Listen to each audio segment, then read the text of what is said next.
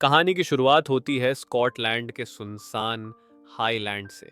यहाँ हम देखते हैं कुछ बच्चे जो एक कमरे में बैठकर टीवी देख रहे थे। उनमें से एक था जेमी, एक मासूम बच्चा। माहौल बिल्कुल शांत था।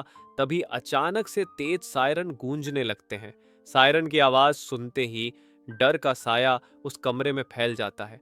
इसी बीच जेमी की माँ अंदर आती है, अपनी गोद में एक और बच्चा लिए हुए। घबराई हुई हालत में वो बच्चों से कहती है, कोई भी यहां से बाहर मत निकलना। यह कहकर वो दरवाजा बंद कर देती है और जल्दी से बाहर चली जाती है। कुछ ही देर बाद बाहर से खतरनाक आवाजें सुनाई देने लगती हैं।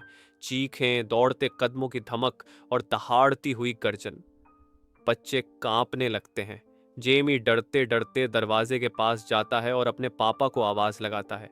लेकिन तभी एक जोरदार धमाके के साथ दरवाजा टूट जाता है। बाहर से संक्रमित इन्फेक्टेड ज़ॉम्बी अंदर घुस आते हैं और बच्चों पर हमला कर देते हैं। कमरे में अफरा तफरी मच जाती है। चारों ओर चीख पुकार गूंजने लगती है। छोटे छोटे बच्चे उन दरिंदों के शिकार हो जाते हैं। जेमी किसी तरह दरवाजे के पीछे छिपा रह जाता है और इसी वजह से वो बच निकलता है। बाहर आता है तो देखता है उसकी माँ पर भी एक इन्फेक्टेड हमला कर चुका है। वो अपनी आंखों के सामने अपनी माँ को खो देता है। अब उसका घर मौत के साए में डूब चुका है। एक एक करके उसके सभी रिश्तेदार बदल रहे थे, इंसान से दरिंदे में। जेमी रोता है, टूट जाता है, लेकिन हिम्मत जुटाकर वहां से भाग निकलता है। बाहर का नजारा और भी खतरनाक था। सड़कें खून से सनी हुई थीं। हर तरफ सिर्फ संक्रमित इंसानों की भीड़। जेमी को अचानक याद आता है कि उसके पापा चर्च में हैं। वो दौड़ते हुए वहां पहुंचता है, लेकिन चर्च पहुंचकर उसे और भी बड़ा झटका लगता है। उसका पिता, जो कि चर्च का फादर था, मान चुका था कि ये संक्रमित लोग कोई बुराई नहीं बल्कि ईश्वर की भेजी हुई कयामत है। वो अपने बेटे को लॉकेट देते हुए कहता है, भगवान पर भरोसा बनाए रखना। लेकिन तभी दरवाजे टूटते हैं और अंदर घुस आते हैं इन्फेक्टेड। जेमी कोने में छिप जाता है जबकि उसका पिता वहीं खड़ा रह जाता है। कुछ ही पलों में वो भी इन दानवों का शिकार बन जाता है। यह पूरी तबाही एक ही वजह से आई थी, रेज वायरस। यूरोप ने अपने इलाकों की सुरक्षा कर ली थी और यूके को दुनिया से अलग कर दिया गया था। अब यह जगह एक उजड़ा हुआ टापू बन चुकी थी, जहां जिंदा बचना मतलब रोज मौत से लड़ना। और इसके बाद समय की रफ्तार हमें 28 साल आगे ले जाती है। अब कहानी आती है लिंडसफार्न आइलैंड पर, जो चारों ओर से समुद्र से घिरा हुआ सुरक्षित इलाका है। यहीं पर कुछ लोग अब भी जिंदा हैं। आज का दिन खास है क्योंकि यहाँ रहने वाला बच्चा स्पाइक पहली बार उन खौफनाक प्राणियों का सामना करने वाला है। उसका पिता जेमी हमेशा की तरह सुबह सुबह उसके लिए नाश्ता बना रहा है, लेकिन किसी को अंदाजा नहीं था कि यह दिन उनकी जिंदगी बदल देने वाला है। जैसे ही सब कुछ शांत लग रहा था, अचानक ऊपर से किसी के चिल्लाने की आवाज आई। वो थी ईसा, जेमी की पत्नी और स्पाइक की माँ। उसकी चीख सुनकर जेमी और स्पाइक तुरंत ऊपर भागते हैं। ईसा की हालत पहले से ही खराब थी। जब उसे पता चला कि उसका बेटा स्पाइक आज पहली बार ट्रेनिंग के लिए बाहर जाने वाला है, तो वो बुरी तरह भड़क उठी। गुस्से में उसने जेमी को उल्टी सीधी बातें कहना शुरू कर दिया, मगर कुछ ही पलों बाद वो चुप हो गई, क्योंकि ईसा को याददाश्त की बीमारी थी। उसे अक्सर बातें याद नहीं रहती और कई बार तो वो भूल जाती कि उसके आसपास क्या हो रहा है। थोड़ी देर बाद स्पाइक की मुलाकात उसके दोस्त सैम से होती है। सैम उसे एक नया धनुष गिफ्ट करता है ताकि वो अपनी पहली ट्रेनिंग पर उसका इस्तेमाल कर सके। इसके बाद जब जेमी और स्पाइक ट्रेनिंग के लिए निकलने लगे, तो पूरा गांव उनके साथ खड़ा था। लोग तालियां बजा रहे थे, जैसे किसी योद्धा को विदा किया जा रहा हो। हर किसी की आंखों में उम्मीद थी कि स्पाइक अपनी पहली परीक्षा में सफल होकर लौटे। गांव का दरवाजा पार करने से पहले उनकी मुलाकात होती है जेनी से, जो इस जगह की लीडर थी। उसने उन्हें रोककर सख्त लहजे में कहा, यहाँ का नियम साफ है, जो बाहर जाता है अगर वो खुद लौट आए तो ठीक, लेकिन अगर वो नहीं लौटा तो हम उसे ढूंढने नहीं जाएंगे। हम पहले ही बहुत से लोगों को खो चुके हैं। यह सुनकर जेमी और स्पाइक चुपचाप सिर झुकाते हैं और अपनी यात्रा पर निकल पड़ते हैं। एक संकरी पगडंडी से गुजरते हुए वो दोनों मेनलैंड की ओर बढ़ते हैं। रास्ते में जेमी अपने बेटे को सिखाता है कि बाहर की दुनिया कितनी खतरनाक है और हर पल सतर्क रहना कितना जरूरी है। कुछ देर बाद वो एक पुराने पुल को पार करके घने जंगल में पहुंचते हैं। माहौल खामोश था। तभी अचानक उनकी नजर एक रेंगते हुए इन्फेक्टेड पर पड़ती है। जेमी उसे समझाता है, चाहे ये कमजोर लगे लेकिन जानलेवा उतने ही हैं। स्पाइक ने धनुष उठाया और एक ही वार में उस पर तीर चला दिया। इन्फेक्टेड वहीं ढेर हो गया। तभी पीछे से एक और आद धमका, जिसे जेमी ने तुरंत खत्म कर दिया। शोर की वजह से और भी संक्रमित वहां आने लगे, लेकिन जेमी ने सबको खत्म कर दिया। आखिरी बचे इन्फेक्टेड को जब उसने मारना चाहा तो स्पाइक ने कहा, उसे छोड़ दो। बेटे की इस बात से जेमी को खुशी हुई, क्योंकि उसने देखा कि स्पाइक सिर्फ मारना ही नहीं बल्कि दया करना भी जानता है। थोड़ी ही देर में दोनों एक खूबसूरत घास के मैदान में पहुंचते हैं। चारों ओर जानवर घूम रहे थे, मानो यहां अभी भी जिंदगी बाकी हो। लेकिन यह सुकून ज्यादा देर तक नहीं रहता। आगे बढ़ते हुए उन्हें एक छोटा सा घर दिखाई देता है। वहां एक इन्फेक्टेड आदमी उल्टा लटका हुआ था। उसकी देह पर अजीब अजीब शब्द लिखे हुए थे। जेमी अंदाजा लगाता है कि शायद किसी ने इसे पकड़कर छोड़ा था और बाद में यह संक्रमित हो गया। अब वक्त था स्पाइक की असली परीक्षा का। जेमी ने बेटे से कहा, इसे तुम्हें ही खत्म करना होगा। स्पाइक का दिल जोर जोर से धड़क रहा था। उसका हाथ कांप रहा था और डर के कारण वो तीर नहीं चला पा रहा था। तभी अचानक वो इन्फेक्टेड छटपटाते हुए खुद को आजाद करने लगा और हमला करने ही वाला था। लेकिन ऐन मौके पर स्पाइक ने हिम्मत दिखाई और तीर चला दिया। तीर सीधा उसके सीने में लगा और वो वहीं ढेर हो गया। स्पाइक ने अपनी पहली बड़ी चुनौती पूरी कर दी थी, मगर राहत ज्यादा देर तक नहीं टिकती। जैसे ही दोनों आगे बढ़ते हैं, उन्हें रास्ते में एक अजीब नजारा दिखाई देता। एक जानवर की आधी खाई हुई बॉडी और उसका सिर पेड़ पर अटक गया था। जेमी के दिल में डर जाग गया। उसने तुरंत समझ लिया कि ऐसा कुछ केवल अल्फा ज़ॉम्बी ही कर सकते हैं। उसने स्पाइक से फुसफुसाते हुए कहा, बिना आवाज किए मेरे पीछे चुपचाप आओ। थोड़ी ही देर में दोनों एक खुला घास का मैदान पार करते हैं और तभी सामने दिखाई देती है अल्फा ज़ॉम्बी की पूरी सेना और उनके बीच लीडर भी खड़ा था। यह देख दोनों की सांसें थम सी जाती हैं। जेमी ने तुरंत जंगल की तरफ दौड़ना शुरू किया।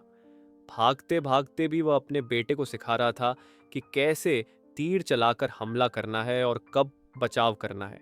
कुछ ही देर बाद वे एक छुट्टा हुआ सुनसान घर पहुंचते हैं। वहां उन्हें एक एटिक मिलती है। जल्दी से दोनों अंदर छिप जाते हैं। अब बाहर खड़े अल्फा ज़ॉम्बी उन्हें देख तो नहीं पा रहे थे, लेकिन वो घंटों तक बाहर उनका इंतजार कर रहे थे। जेमी अपने बेटे को समझाता है, बेटा, ये अल्फा ज़ॉम्बी सिर्फ बड़े ही नहीं हैं बल्कि इंसानों जितने चालाक भी हैं। इन्हें मारने के लिए कई तीर लग गए और हमारे पास अब कम हो रहे हैं, इसलिए हमें यहीं इंतजार करना होगा। रात के अंधेरे में उन्होंने देखा कि कोई आदमी उनके आइलैंड के रास्ते पर अकेला चल रहा था। जेमी बताता है, बेटा, ये हमारे लोग हैं, रात में पेट्रोलिंग करते हैं। स्पाइक ने दूर जलती हुई आग देखी और जिज्ञासावश अपने पिता से पूछा, लेकिन जेमी ने इसे टाल दिया। रात में स्पाइक को एक अजीब सपना आता है। उसका सपना था कि उसकी माँ पानी में डूब रही थी और चारों तरफ ज़ॉम्बी मंडरा रहे थे। तभी घर तेजी से कांपने लगता है, क्योंकि बाहर जानवरों का झुंड दौड़ रहा था। जेमी तुरंत अपने बेटे को जगाता है। दोनों घर से भागते हैं और जैसे ही वे सुरक्षित लगते हैं, अचानक घर की छत गिर जाती है। जेमी समझ गया कि यह आवाज ज़ॉम्बी के आने का संकेत थी, इसलिए वह स्पाइक के साथ तेजी से आगे बढ़ता है। रास्ते में उनका आइलैंड पानी से ढका हुआ था, लेकिन पानी गहरा नहीं था। वे सोचते हैं कि शायद अब वे बच गए हैं, लेकिन तभी पहाड़ की चोटी पर एक अल्फा इन्फेक्टेड उन्हें देख लेता है और वह बिना किसी कछा के पूरी तरह नंगा नंग उनके पीछे दौड़ने लगता है। जेमी और स्पाइक को एहसास तक नहीं था कि खतरा कितनी तेजी से उनके पीछे आ रहा है। अचानक आसमान से चमगादड़ उड़ते हुए उनके ऊपर टूट पड़े।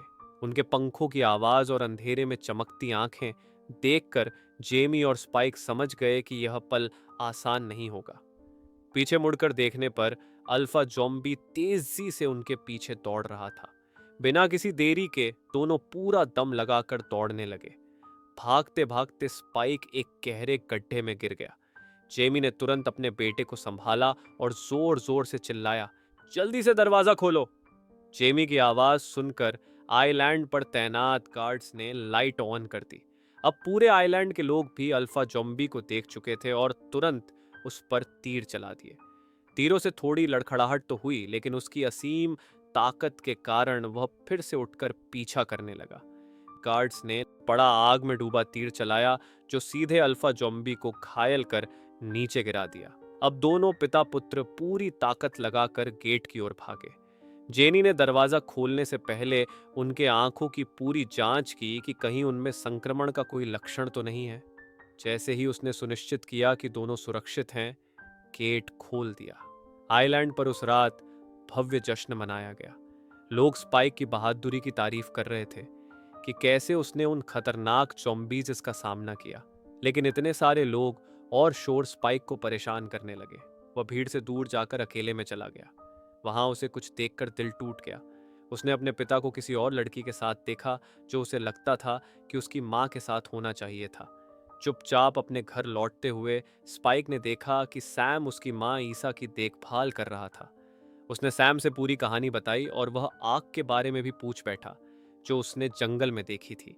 सैम ने उसे सच बताया, ये आग डॉक्टर किल्सन के कारण लगी थी।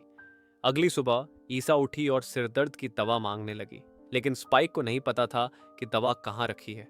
तभी जेमी कमरे में आया, लेकिन स्पाइक उसे देखना भी नहीं चाहता था। चुपचाप कमरे से बाहर चला गया।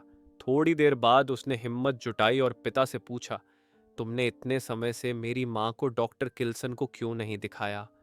जेमी ने गंभीर होकर जवाब दिया, डॉक्टर किल्सन पागल है। जेमी ने अपने बेटे स्पाइक को 15 साल पहले की एक डरावनी घटना सुनानी शुरू की।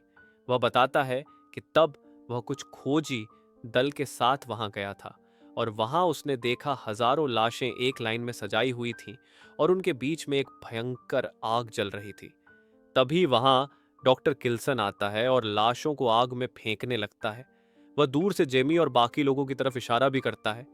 यह नज़ारा इतना डरावना था कि जेमी और बाकी लोग डर के मारे वहां से भाग गए। स्पाइक ने पिता से कहा, पापा, चाहे डॉक्टर किल्सन कितना भी पागल क्यों ना हो, मेरी माँ को उसकी ज़रूरत है। मुझे पता है कि तुम कुछ नहीं करोगे, क्योंकि तुम्हारा ध्यान उस दूसरी लड़की पर है। जेमी यह सुनकर गुस्से में स्पाइक को जोर से थप्पड़ मारता है, लेकिन बाद में उसे पछतावा भी होता है। स्पाइक कुछ नहीं कहता और चुपचाप ऊपर अपनी माँ के पास चला जाता है। जब जेमी ऊपर आता है तो स्पाइक चाकू निकालता है और कहता है, यहां से चले जाओ। जेमी चाकू ले लेता है, लेकिन सतर्क और संयमित रहते हुए उसे वापस कर देता है, ताकि मामला बिगड़े नहीं और स्पाइक नाराज ना हो। जेमी वहां से चला जाता है। अब स्पाइक अपनी माँ ईसा को डॉक्टर किल्सन के पास ले जाने का फैसला करता है। वह अनाज के गोदाम में आग लगा देता है और गेट के पास गार्ड्स को बताता है, यहां आग लगी है, तुम्हारी तुरंत जरूरत है। जब सारे गार्ड्स वहां चले जाते हैं, स्पाइक अपनी मां को लेकर मेनलैंड की ओर निकल जाता है। ईसा ये देख घबरा जाती है और जेमी वो अपने पति को पुकारती है, लेकिन स्पाइक उसे समझा देता है और शांत करता है। रात में वे एक पुरानी सुनसान जगह पर ठहरते हैं। स्पाइक अपनी मां से कहता है, मैं पहरा देता हूं, आप सो जाइए। थोड़ी देर बाद स्पाइक खुद भी नींद की झपकी में डूब जाता है। तभी एक रेंगता हुआ इन्फेक्टेड उनके पास आ जाता है और स्पाइक के जूतों को चबाने लगता है।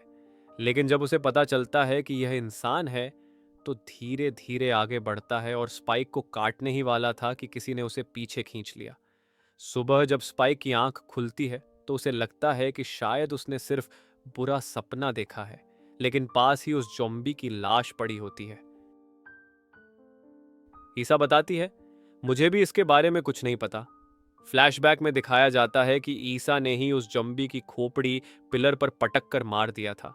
साथ ही दूसरी तरफ कुछ सैनिक भागते हुए दिखाए जाते हैं, जो इन्फेक्टेड लोगों से अपनी जान बचाने की कोशिश कर रहे हैं।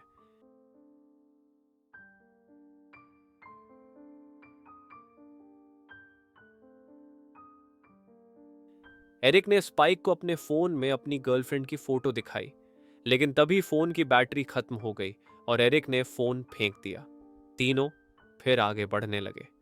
रास्ते में ईसा को अचानक अजीब आवाजें सुनाई दीं और वह अकेले आगे चली गई।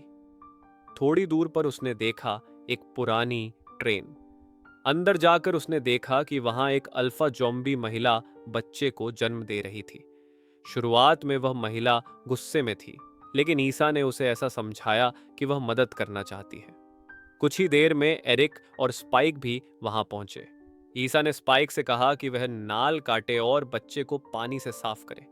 अचानक वह ज़ॉम्बी महिला होश में आ गई और उन पर हमला करने लगी, लेकिन एरिक ने उसे शूट कर दिया।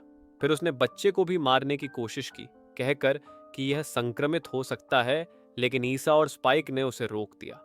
इतने में एक भयंकर अल्फा ज़ॉम्बी का हाथ नीचे आया और एरिक को खींच लिया। थोड़ी देर बाद वह इसे लेकर नीचे कूद गया। यह कोई आम ज़ॉम्बी नहीं था, यह अल्फा ज़ॉम्बी का राजा था। जैसे ही उसने मरी हुई इन्फेक्टेड महिला को देखा, वह पागलों की तरह गुस्सा हो गया और उनका पीछा करने लगा। स्पाइक लगातार तीर चलाता रहा, जिससे इसकी रफ्तार थोड़ी धीमी हुई, लेकिन इसे रोक पाना मुश्किल था। जैसे ही वे ट्रेन से बाहर निकले, वह अल्फा ज़ॉम्बी उनके पीछे कूदकर पीछा करने लगा। तभी डॉक्टर किल्सन वहां पहुंचा और उस अल्फा ज़ॉम्बी को बेहोश कर दिया। डॉक्टर किल्सन ने बताया कि वह पिछले 3 साल से इस इलाके में रह रहा है। उसने कहा कि वह अपने पूरे शरीर पर आयोडीन लगाता है, जिससे वायरस का असर नहीं होता। बातचीत के दौरान उसने एरिक का सर अपने पास रख लिया। स्पाइक ने डॉक्टर से अपनी मां को बचाने की बात कही। किल्सन ने उसे बोन टेम्पल में ले जाकर बताया कि यह जगह उन मृत और इन्फेक्टेड लोगों की हड्डियों से बनी मंदिर जैसी संरचना है। उसने एरिक का सर भट्टी में डाल दिया और फिर मांस साफ करके स्पाइक को उसकी खोपड़ी सही जगह पर रखने को कहा। इसके बाद किल्सन ने उस नई पैदा हुई बच्ची के बारे में बताया। उसने कहा कि प्लेसेंटा ने उसे वायरस से बचा लिया, इसलिए बच्चा सुरक्षित है। डॉक्टर किल्सन ने स्पाइक की मां ईसा की जांच की और पाया कि उसकी बीमारी कैंसर की आखिरी स्टेज में थी। यह सुनकर स्पाइक का दिल भारी और घबरा गया। वह समझ नहीं पा रहा था कि अब क्या करे। ईसा ने स्पाइक को शांत करने की कोशिश की और कहा, बेटा, मैं जानती थी कि मेरे साथ कुछ गलत हो रहा है, लेकिन विश्वास नहीं कर पा रही थी। फिर उसने स्पाइक की आंखें दूसरी ओर मोड़ते हुए किल्सन को इशारा किया कि अब तैयार है। अब वह और दर्द सहना नहीं चाहती। किल्सन ने उसे समझाया, हमें याद रखना चाहिए कि हर इंसान को एक दिन मरना है और यह प्यार के साथ सही जगह सही समय पर होना चाहिए। इसके बाद ईसा ने अपने नए जन्मे बच्चे को स्पाइक को सौंपा। फिर डॉक्टर किल्सन के साथ जंगल की ओर चली गई, जहां उसे हमेशा के लिए दर्द से मुक्ति मिली। स्पाइक वहीं बैठा रहा और अपनी मां के साथ बिताए खूबसूरत लम्हों को याद करता रहा। थोड़ी देर बाद किल्सन ईसा की खोपड़ी लेकर वापस आया और स्पाइक को दी। इसे सही जगह पर रखो। स्पाइक ने अपनी मां की खोपड़ी टावर के सबसे ऊपरी हिस्से पर रखा, लेकिन तभी अल्फा ज़ॉम्बी ने होश पाकर उनकी ओर हमला किया। स्पाइक और किल्सन तुरंत जमीन में बने बंकर में छिप गए, लेकिन अल्फा उन्हें ढूंढ लेता है और ढक्कन हटाने की कोशिश करता है। हालांकि उसे बंकर हिला नहीं पाया और थोड़ी देर के लिए चला गया, लेकिन फिर अल्फा ने लकड़ी तोड़कर हाथ अंदर डाल दिया और किल्सन को पकड़ने ही वाला था। इसी समय स्पाइक ने डॉक्टर की नींद की सुई निकालकर उसे लगा दी। ज़ॉम्बी फिर से बेहोश हो गया। स्पाइक तुरंत बच्चे को लेकर अपने आइलैंड की ओर निकल पड़ा। उसने बच्चे का नाम रखा ईशा और उसे चिट्ठी के साथ आइलैंड के गेट पर छोड़ दिया ताकि यह जेनी तक पहुंचे। चिट्ठी में लिखा था, मैं बाहर जा रहा हूं, जब मुझे जरूरत होगी मैं वापस आ जाऊंगा। डॉक्टर किल्सन पागल नहीं है और यह बच्चा पूरी तरह इंसान है। जेमी ने यह चिट्ठी पढ़ी और समझ गया कि स्पाइक कहीं दूर चला गया है। वह गेट तक गया, लेकिन तेज बहते पानी की वजह से आगे नहीं बढ़ सका। 28 दिन बाद स्पाइक को मेनलैंड पर दिखाया गया। वह अब जिंदा था और जानवरों का शिकार कर अपनी जीवन रक्षा कर रहा था। स्पाइक जैसे ही आगे बढ़ा, एक भयानक अल्फा ज़ॉम्बी उसे देखकर तेजी से उसकी ओर बढ़ा, लेकिन स्पाइक ने डर के बिना एक ही तीर से उसे खत्म कर दिया। लेकिन थोड़ी देर बाद और इन्फेक्टेड उसके पीछे आ गए। स्पाइक को मजबूरी में भागना पड़ा। रास्ता चट्टानों से बंद था और सामने केवल एक अल्फा ज़ॉम्बी बचा था। स्पाइक ने उसे भी सटीक निशाने से मार गिराया। इतनी ही देर में उसे शहर की आवाजें सुनाई दी। तभी जेमी दिखाई दिया, वही बच्चा जो कहानी की शुरुआत में देखा गया था, अब बड़ा और ताकतवर हो चुका था। जेमी स्पाइक की क्षमता देखकर कहता है, तुम कमाल के बंदे हो, क्या तुम मेरी टीम में शामिल होना चाहोगे? फिर वह स्पाइक को अपनी टीम से मिलवाता है और तभी कुछ और अल्फा ज़ॉम्बी उन पर हमला कर देते हैं। लेकिन यह टीम इतनी मजबूत और माहिर थी कि उन्होंने एक झटके में ही उन सभी अल्फा ज़ॉम्बीज़ को खत्म कर दिया। अंत में जेमी जोर से स्पाइक से कहता है, हमें दोस्त बन जाना चाहिए, और स्पाइक खुशी-खुशी उनकी गैंग में शामिल हो जाता है।